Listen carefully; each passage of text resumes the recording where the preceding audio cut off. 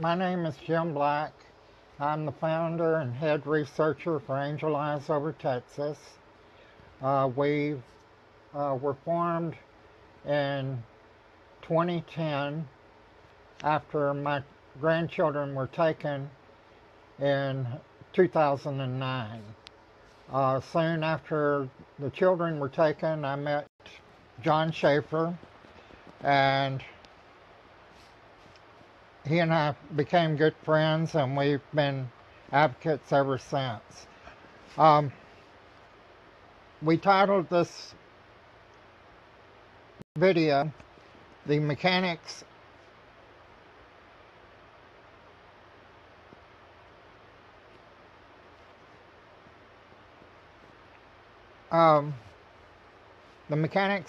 of the video of how they take correction. We titled this The Mechanics of How the Child Protection System Works Through the Courts. I am not an attorney. My background was in manufacturing engineering. When we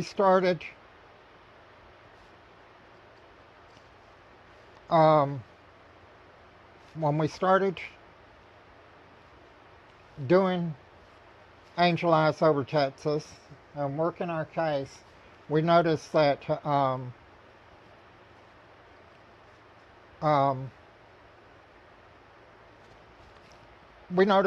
what I found in the handbooks, statutes, and such have you, did not match what we were actually experiencing in our case.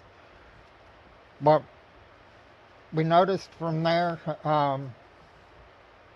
because I was a manufacturing engineer, I am very big on documentation and such have you within corporations. And in my eyes, if they don't follow the rules, statutes, policies, and procedures that the state documents, these are nothing more than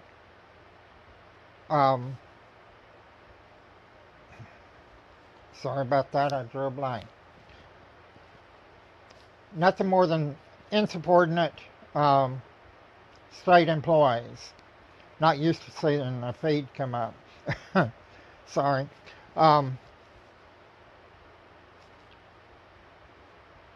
What we started doing, probably about the main thing that you need to learn first about dealing with the courts and CPS, is you're not up against criminal proceeding.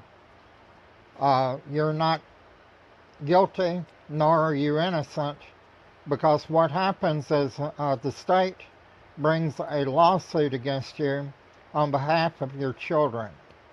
So that means you're not dealing with evidence as it pertains to criminal activity. You're dealing with opinions and evidence as it is presented in a civil lawsuit. It's about the same as if you had a fender bender and you sued the person. About the same rules apply. And just about the same on that. Same rules apply there.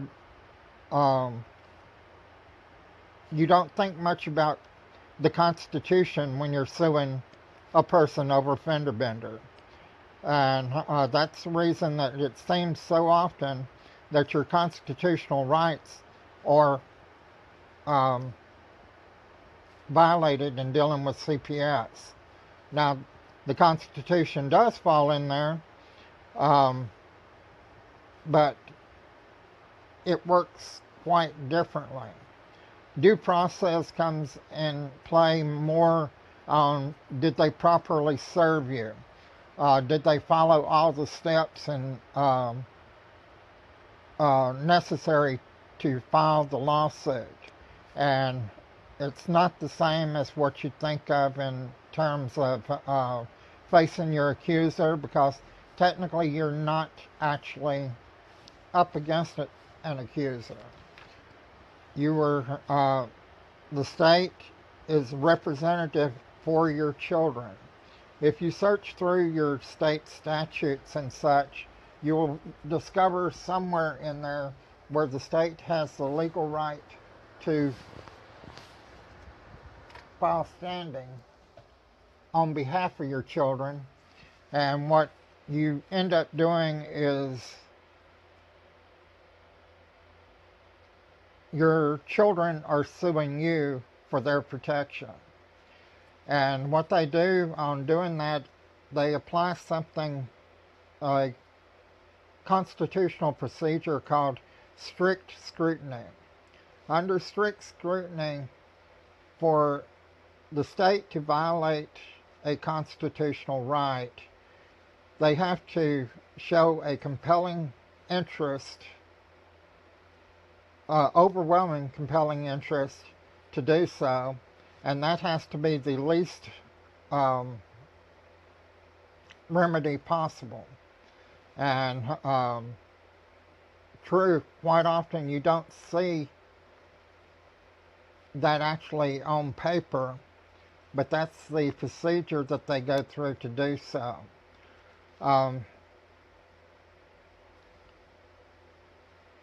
One of the main things that I try and teach people that we deal with, Angel Eyes has helped about well over 650 families since we started. And early on, you have to get out of the mindset of trying to prove your innocence. And what you have to do is start fighting to prove the positive things in your life to overcome whatever negative that they present at court. You will have various hearings throughout the process, and those hearings will have a purpose to them. That purpose is known as scope. And what you have to do is whatever evidence that you plan to present that day needs to be within the scope of that hearing.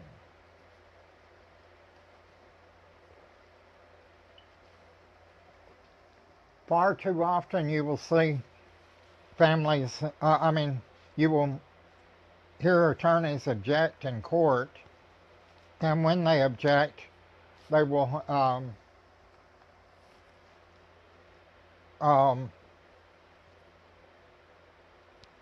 you will hear the opposing attorney, you will hear an attorney start to present evidence in court, and the state attorney will say, objection beyond the scope of this hearing. And that's the reason whenever you start to dealing with each individual hearing, you need to understand what that hearing stands for, so that you can present your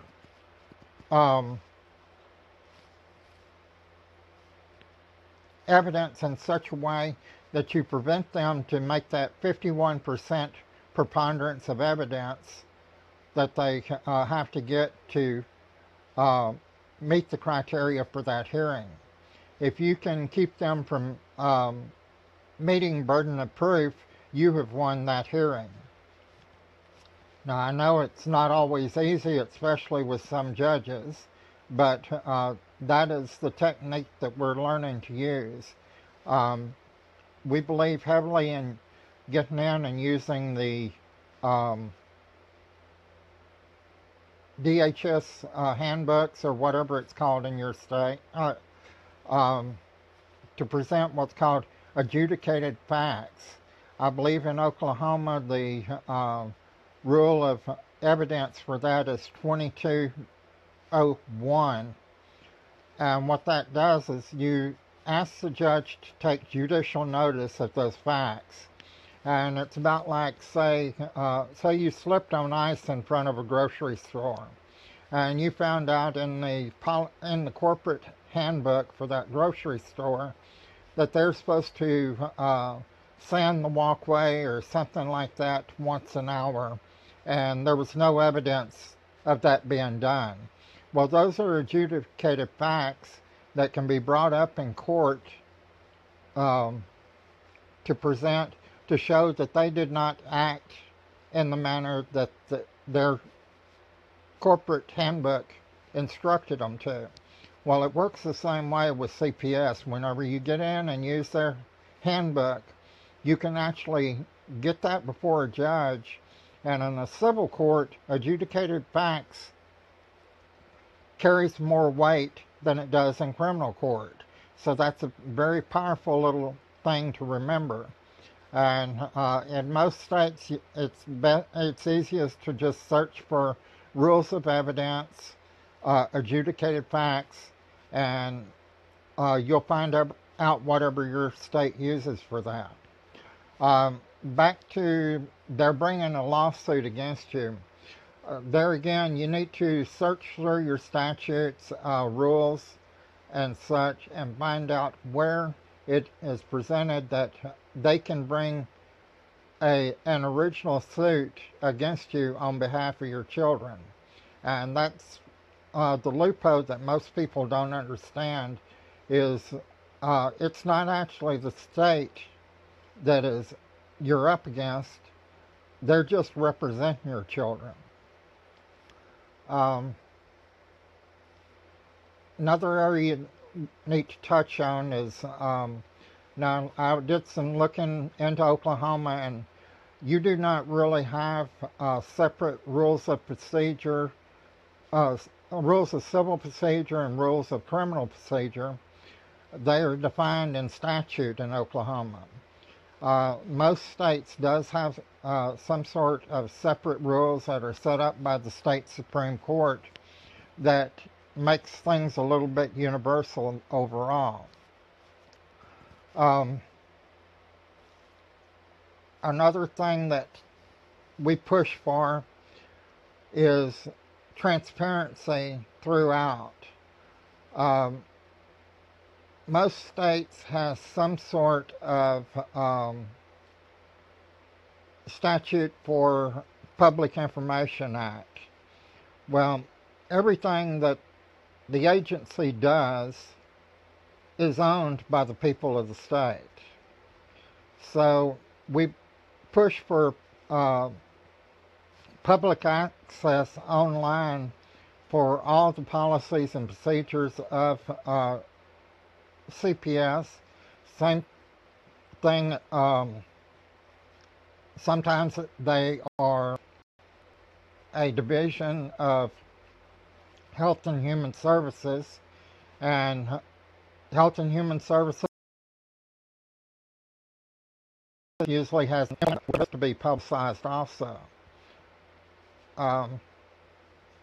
We feel it's important that parents have the ability to know exactly what the job, the person that they're working against is. And you don't have time to wait for 2 weeks for a Public Information Act request to get returned when dealing with CPS. So that's one of the things that we have on our list for the next Texas legislature is trying to open up that transparency. Another area, Texas has a statute that people don't, that goes up against sorry, I can't.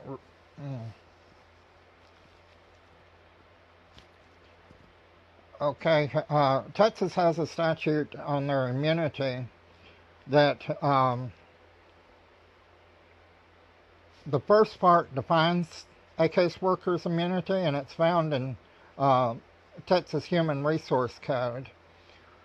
But the last part of that immunity statement defines the conditions that a caseworker loses their immunity. And one of the conditions is if they violate state or federal law during an investigation. I have our families in Texas to print that out and keep it by their front door in case they're having to deal with CPS. Um, we also have a law in Texas called official oppression, and that means when CPS violates a known law and they know that they are violating it, they can be held accountable with a Class A misdemeanor.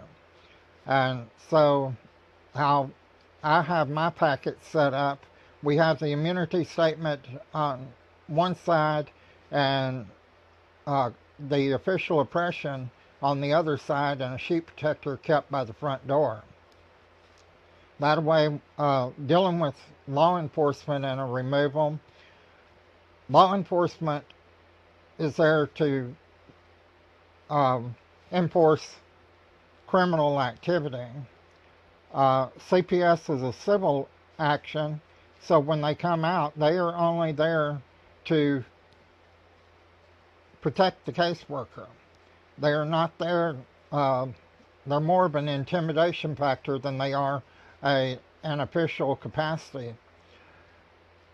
If I discussed this particular procedure with the judge a couple of weeks ago, if the caseworker came up there with law enforcement, first have the law enforcement officer acknowledge that they are an oath keeper and that they are there only to protect the caseworker. Then I point out that if there's no exigent circumstance, then there's no reason to remove. But if the caseworker knows that that's against the law, they have violated their immunity, plus they have committed official oppression. So at that point, the officer has a duty to arrest the caseworker. And the particular judge I talked to agreed with me that that is a point that they could do that. So I finally got video. Now, there, let me, sorry, I'm ADD, so sometimes I get lost even while I'm talking. So I'm not used to doing more than 3-minute legislative.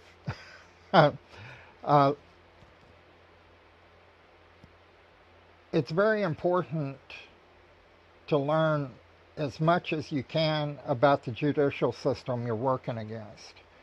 I mentioned earlier about rules and court rules.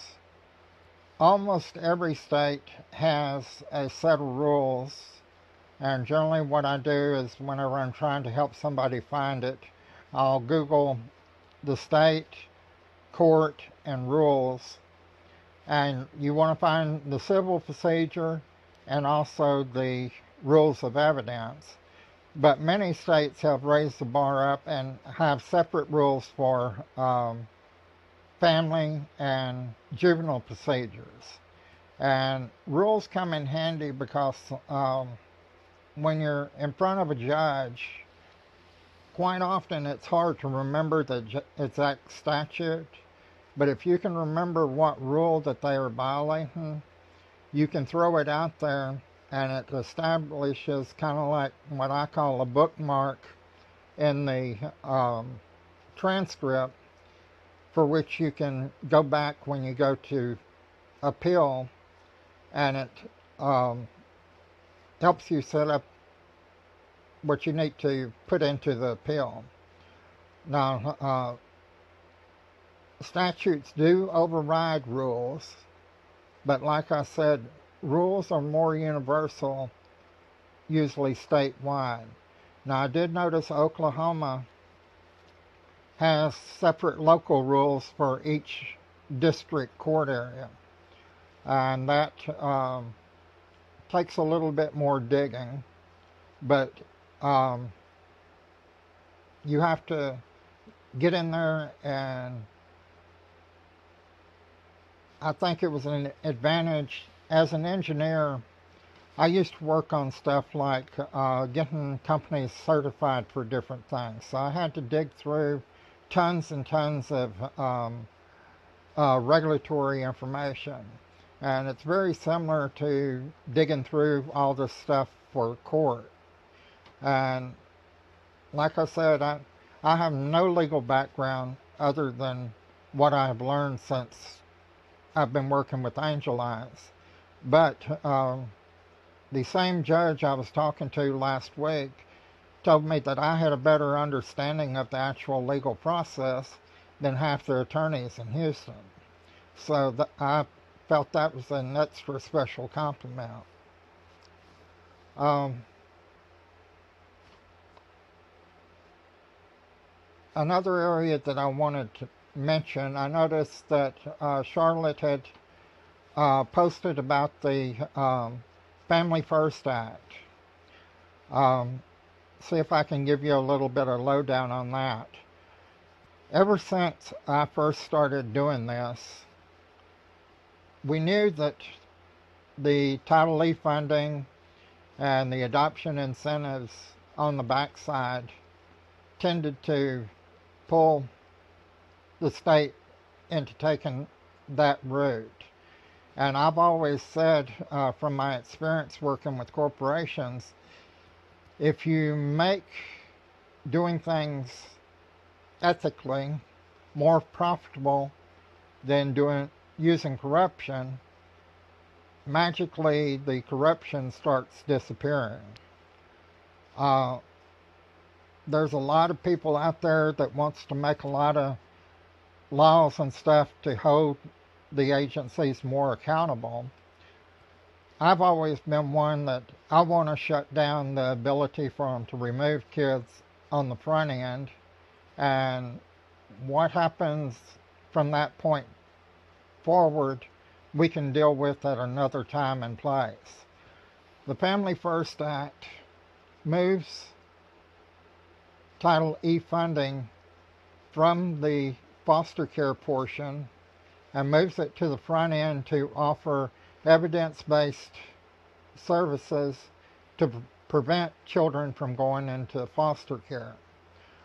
This was kind of the driving force behind this was to fight the opioid epidemic and actually get drug treatment for the families. And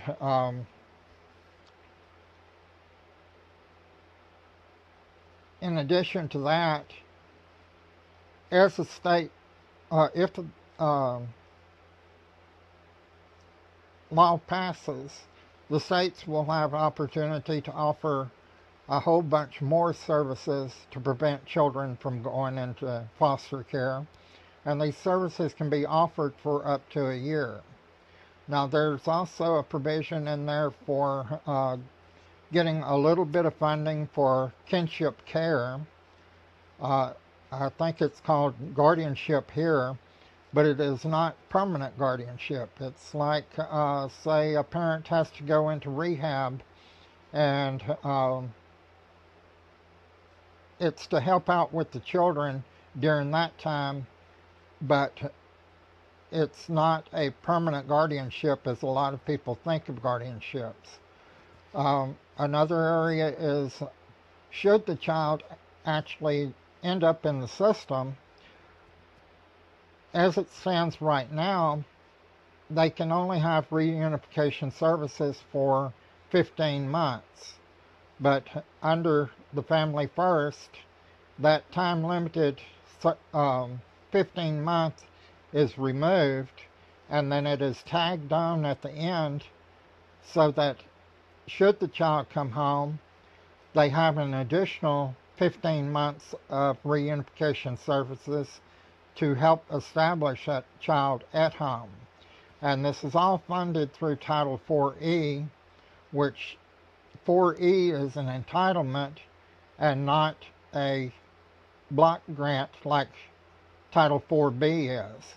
So where 4B is capped, and once the money runs out, there's no more money, the Family First provides funding that will be ongoing, and there isn't a cap on that to help prevent children from going into foster care. Um, Also, children that qualify for the preventative services and the reunification, as it is on the backside right now, they have to qualify for TANF. Under the Family First, it removes that qualification, and the primary concern is if that child is in danger of going into foster care, then funding is made available to prevent or reunify that family. And that is a very big plus that we have not had since the funds were created in 1980 under CAPTA.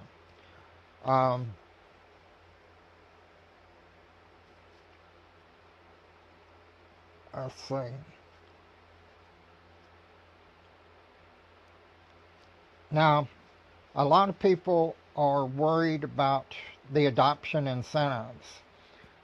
I don't know an advocate out there that doesn't get a bad taste in their mouth when they think about adoption incentives.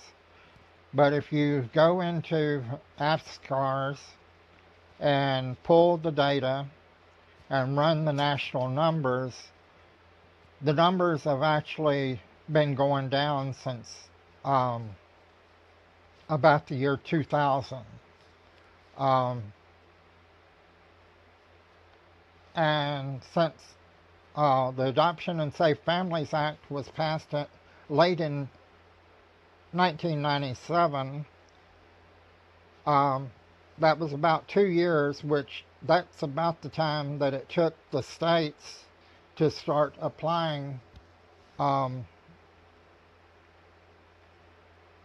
the federal law. And that's very important to me because a lot of people will debate with me over whether federal law trumps state law. Child protection is not one of the 18 powers awarded to the federal government. And since it is not listed by the Constitution, you refer to the Ninth Amendment, which says that we have rights that are not enumerated, and on the most part, those rights get passed off to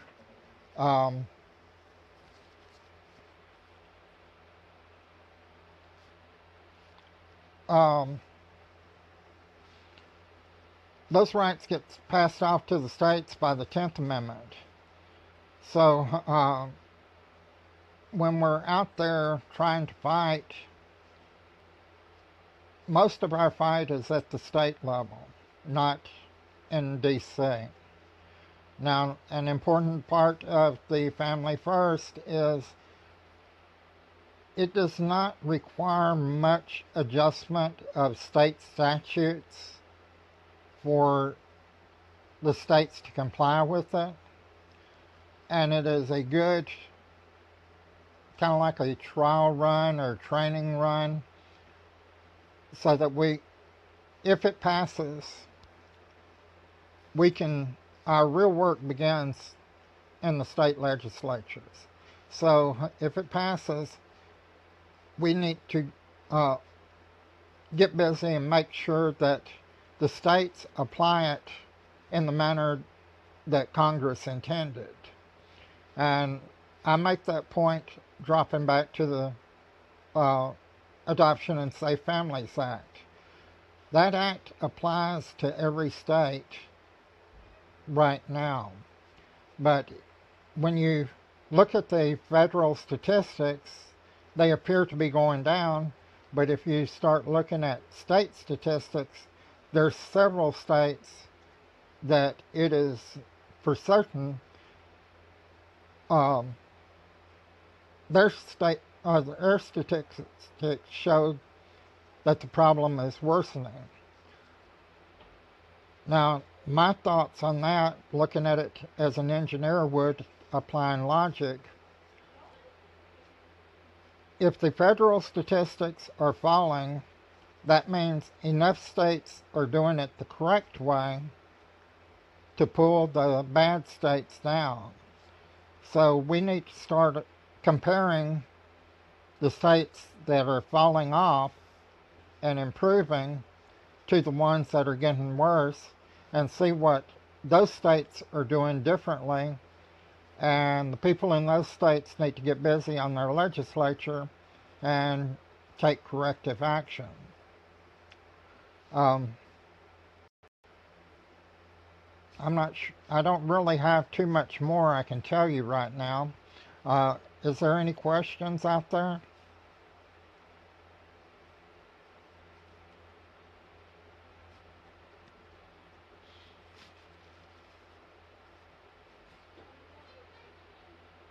While I'm thinking about it, on the Family First, it is in the Senate right now under S3065. We're hoping that it comes up in the lame duck session because we missed a major deadline of the beginning of the fiscal year on October 1st. It is going to force this bill back to the House even after the Senate approves it, because there will have to be changes on several of the dates. Some of the negative remarks on this bill was that this appeared to be reauthorizing some of the adoption incentives. In actuality, those were reauthorized in 2014 by the Sex Trafficking Act. And we had hoped to delay them by 3 years with the Family First Act, because many states are on waivers right now, and those waivers play out in the fiscal year 2019. And so that's when most of the provisions for this bill was to kick in, and because that's 3 years down the line, that gave plenty of time for the state legislatures to write the necessary legislation to support it.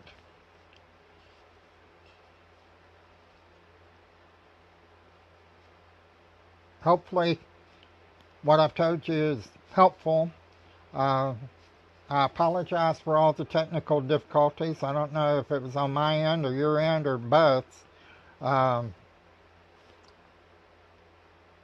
We may have to end up saving this and editing part of it to repost it on the page later.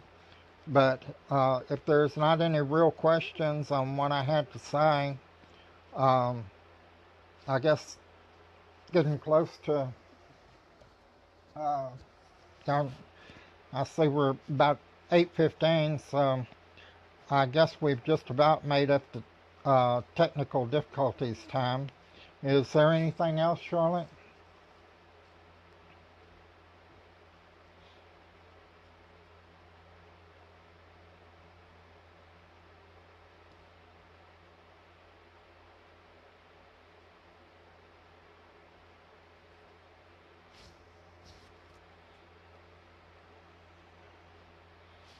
Okay. I'll look forward to seeing you guys out there on the net.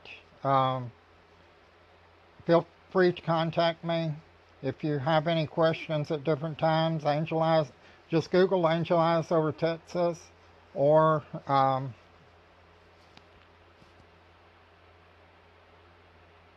let's see, I'm going to